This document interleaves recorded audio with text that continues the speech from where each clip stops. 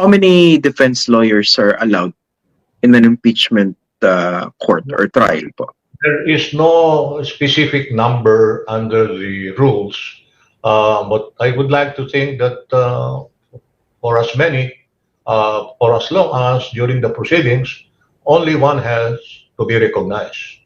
Okay, only one has to be recognized. It cannot be everyone, interposing an objection. It cannot be that. That will be disorderly for purposes of an orderly proceeding and a smooth proceeding during the hearings.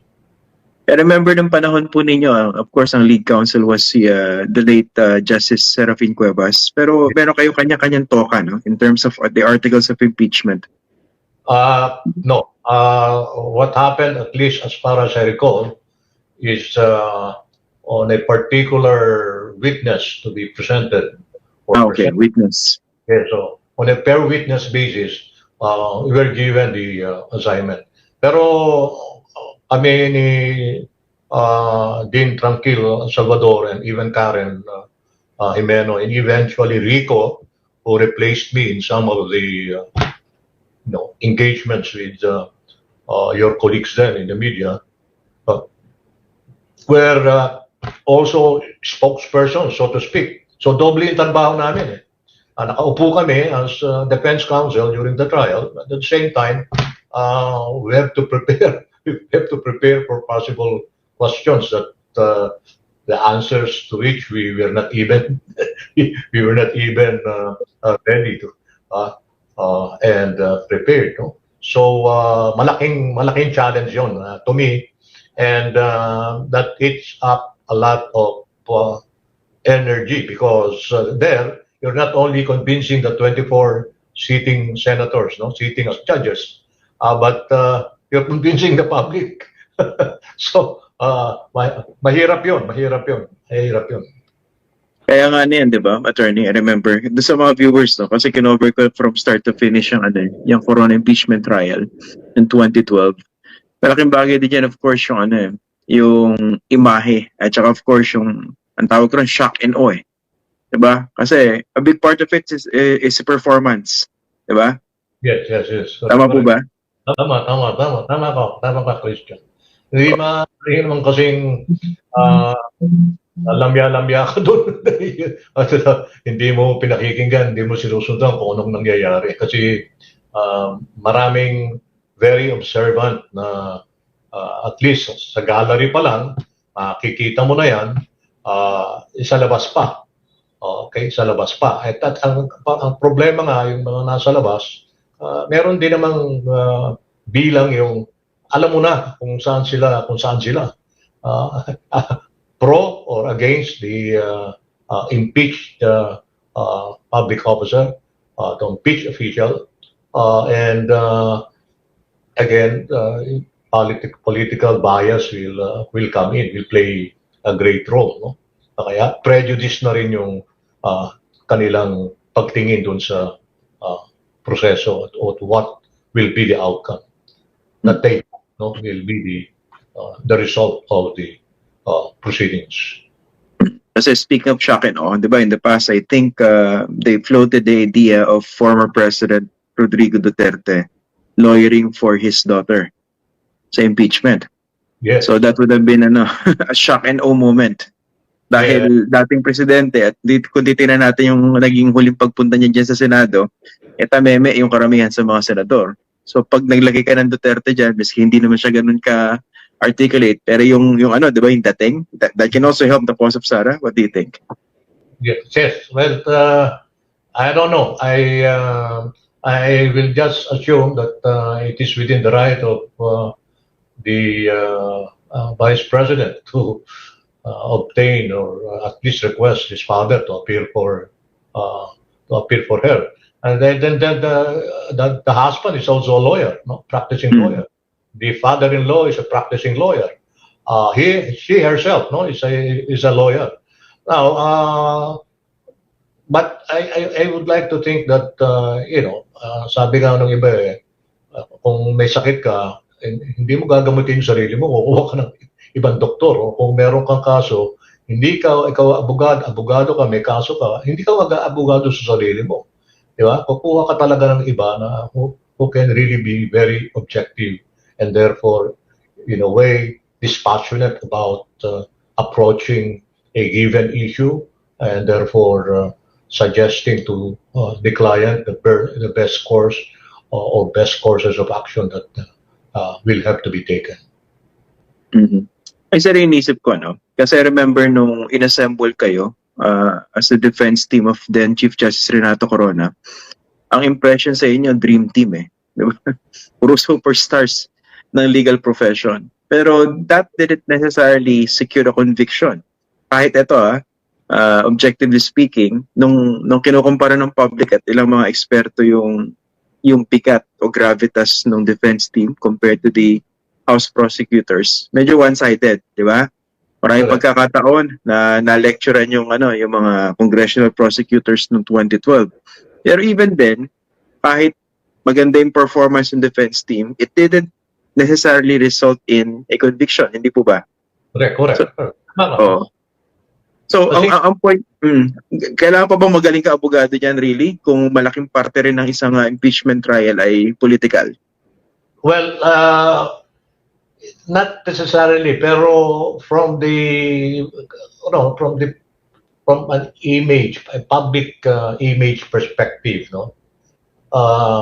Dapat siguro naman yung kukunin mong abogado magre-represent sa iyo, yung kagalang-galang at ginagalang sa profesyon, pinaniniwalaan, yung hindi sira yung credibilidad within the profession. Konti lang naman kami. Alam naman natin kung sino yung mga especially may mga record na ng previous suspensions, etc. Those who have been reprimanded by the Supreme Court, etc. And those who can talk well in front of the camera, the media, but cannot talk well when it comes to trial. So, kukuha ka ng isang abogado na alam mong masasabi mo ng dekalidad, no? Yung kakayaning itayo, panindigan yung depensa, if you're in the defense fund, yung depensa ng kliyente. In this case, whoever the members or composition of the defense panel will be, as I said, will depend largely on the Vice President, and I guess she will be consulting and will be even advised by those who care for her and who would like her to prevail eventually and come out clean in the process. Ito, bago tayo magtapos, attorney, no? Ito, malayo pa naman, no? Wala pa naman talagang trial, pero definitely mapapag-usapan to pagdating when the time comes. As a matter of rule, siguro kung kayo yung defense lawyer, dapat ba humarap yung mismo impeached official doon sa impeachment court? Ibig sabihin, to take the witness stand. Well, I think for most part, she should. She should, no? And that's what, remember, we presented the Chief Justice before. Only, something happened that we did not know about when he stood up in the middle of it was only the opening statement that he was making during when he was called to the witness stand. And then, nagkagulo na. Doon na nagkagulo. And then, somehow, I think that swayed, when the Chief Justice then stood up and, saying that I am the Chief Justice of the Philippines. So, parang sinasabi niya, I am entitled to be respected. He stood up and actually withdrew from the session, which I think did not sit well with some of the senator judges. That could be the reason why some who we believe were initially going to vote in his favor did not vote for an acquittal.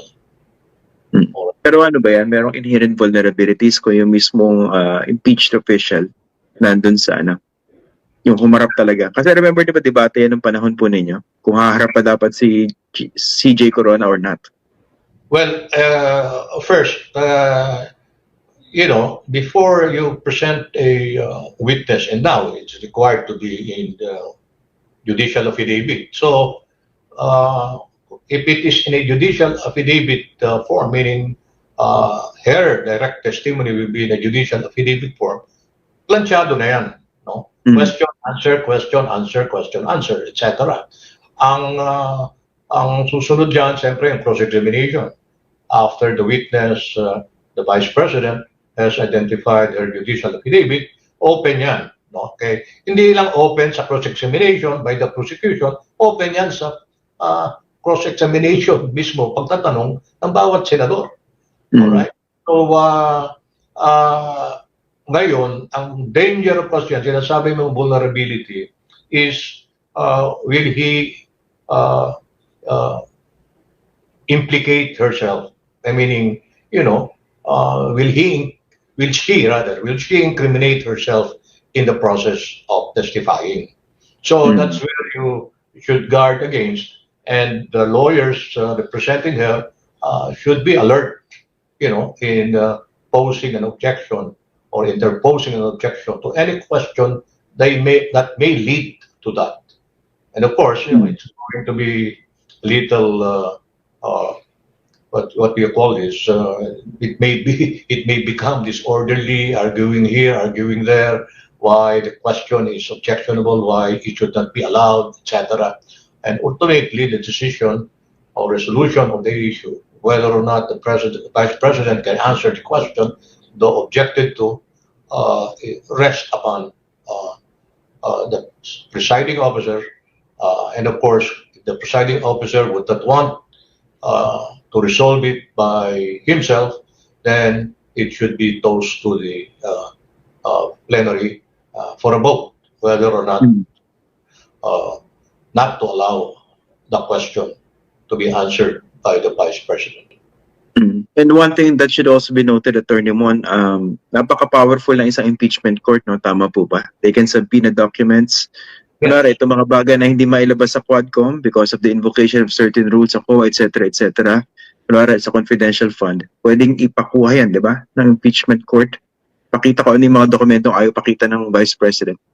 Well, if I don't know if I correctly followed what happened in the Quadcom meetings.